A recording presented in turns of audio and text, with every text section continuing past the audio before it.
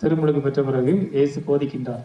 அவர் வாயிலிருந்து வந்த முதல் வார்த்தை வாக்கியம், குட்டி குட்டி வாக்கியம், ஒரு 3 வாக்கியம். காலம் நிறைவேறிவிட்டது, நிரப்புங்க, இறையாட்சி நெருங்கி வந்து விட்டது, வாய் திறந்து சொல்லுங்க, மனம் திரும்பி நற்செய்தியை நம்புங்கள்.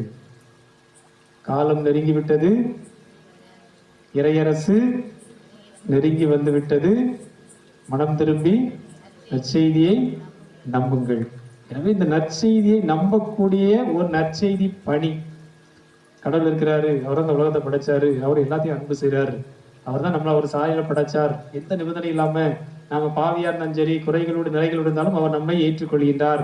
நம்மை மகனாக மகளாக அவர் நிபந்தனையற்ற முறையிலே, அளவு கடந்த முறையில், எல்லையற்ற முறையிலே அவர் அன்பு செய்கிறார். கடவுள் நம்முடைய தந்தை.